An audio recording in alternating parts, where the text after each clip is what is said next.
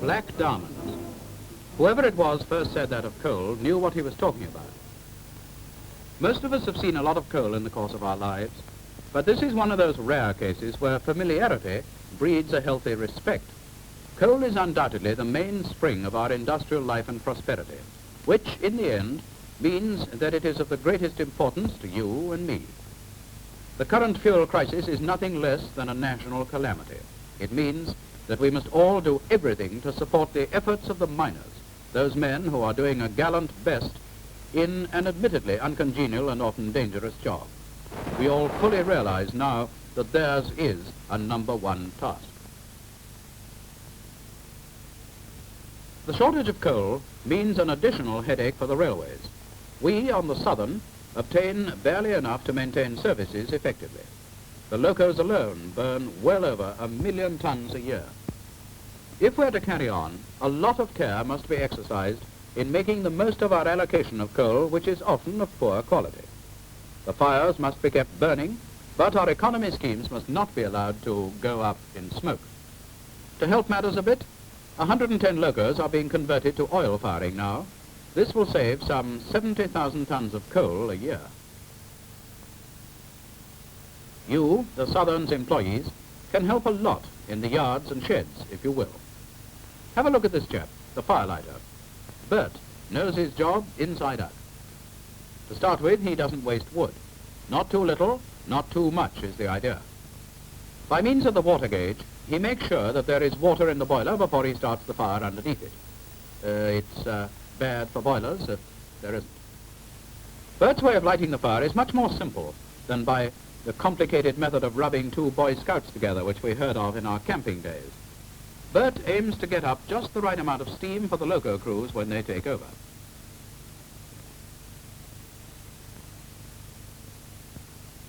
When the wood is well alight in the firebox, the firelighter builds up his fire and keeps it in a heap just inside the firebox door. That way, the water heats gently to the right temperature. No excessive generation of steam takes place, which means no blowing off. And the really important thing, no fuel is used unnecessarily.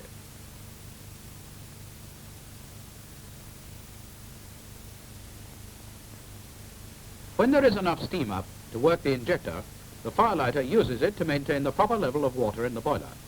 All this is done to avoid flurry and bad timing later on. Good firelighters do it automatically, and you are all very good, aren't you?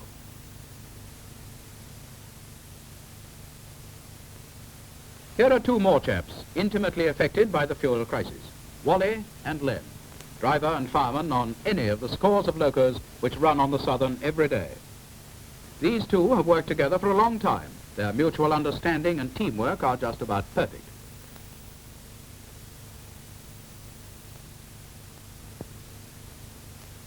One of Len's first thoughts is for his fire. Remember, the good firelighter left it in a heap just inside the firebox door. Now Len wants to get up a good head of steam for the day's run. So he knocks the cone of fire all over the firebox and stokes it judiciously.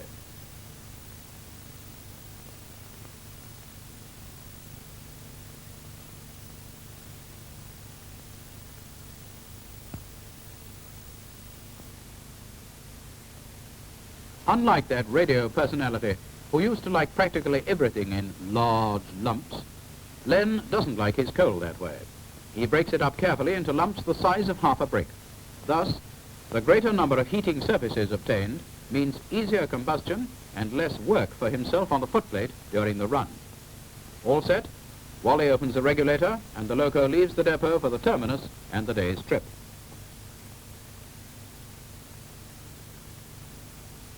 And here they are in plenty of time, with the train they are to haul waiting to be coupled up. Passengers hopefully scouting for a corner seat, porters hopefully fluffing, and children hopefully cherishing the promise of adventure. Soon the train will be off to those sunny south resorts where one day Wally and Len will spend their 2 weeks. Okay, Wally? 4 minutes to go and everything under control. Steam, just right. Water, right again. And the fire, just as it should be too. Look at that. Everything ready, loco quiet. There you are, my boys. Your hour has come. Take it away, Wally, and bon voyage. That's a proper start for you. No slipping, no smoke to reveal bad firing, and no blowing off.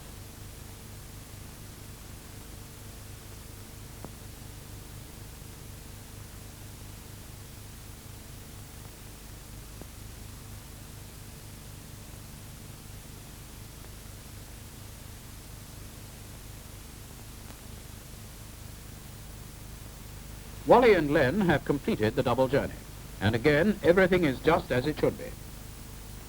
See that bloke in the background blowing off like stink? His is the perfect example of what should not be. But just concentrate on our two heroes. Here they come.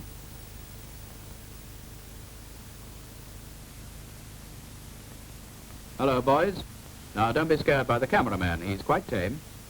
Let him have a look at what you've done. Show him your fire, Len. See what I mean? The end of the run, and the fire is burning gently. No fuel is being wasted. Steam head, 200 pounds. Perfect. And water, too.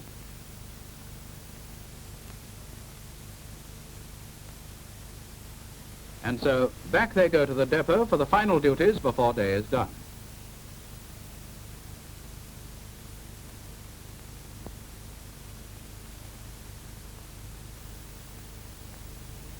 Among other things, Len is fussy about his fuel, and before he goes under the coal tip to refuel, he always shovels forward any coal left at the back of the tender. So it is used before it has a chance to go stale. Otherwise, he has trouble with it on the footplate, and it makes his work harder. And another thing, he is careful to throw back into the tender any lumps which may have overflowed onto the water tank, so that they can't fall off and injure someone. It's only fair to his mates. Cleaning the fire is another of Len's tasks before the Brunswick can claim his attention. He does it the right way, raking the fire to one side while he removes clinker from the bars on the other, then moving the fire over to clean the remaining side.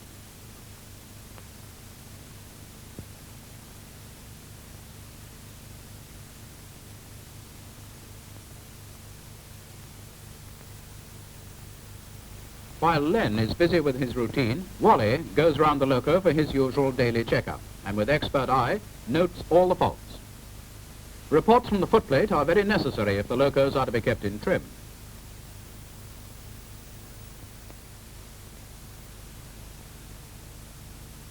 Hello. Looks as though Len has discovered something wrong in the smoke box. Probably a superheater tube. Hey, Wally, go and see what's up.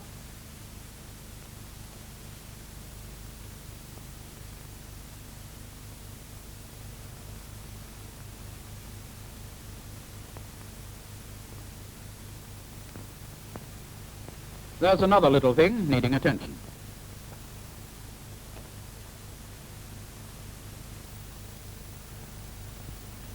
Wally's mental notes are committed to paper. His report on the loco's defects will be dealt with by the fitters next day, and his loco will be maintained in a condition worthy of so good a driver.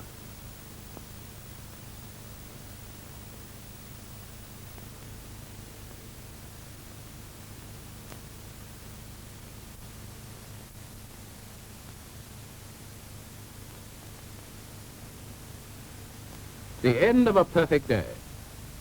The loco is disposed of, and driver and fireman can go off to that well-earned pint. Thoughtful firemen know that regular attention to their maintenance jobs makes their work a lot lighter.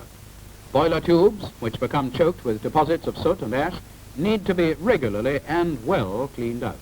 If they're not, much heat is lost, and this, in addition to being a waste of fuel, means that a fireman must work much harder on the run to get up the requisite head of steam.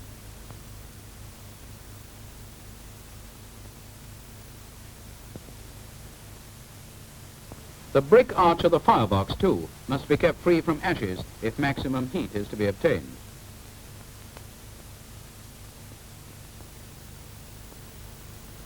Oh, and just a word to all bowler hats. If there's a lot of coal dropped about your depot, and there usually is, get someone to shovel it up. If it's substandard, it can go to the shunting locos.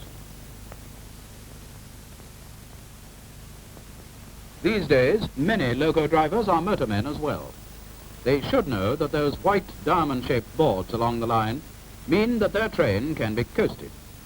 So, Mr. Motorman, when you do see one, always switch off the juice and conserve fuel. Let the white diamonds save our black diamonds. Just now, the situation is dark. But we can still see a bit of light, and with your cooperation, we'll get through to a future which is bound to be brighter for all of us.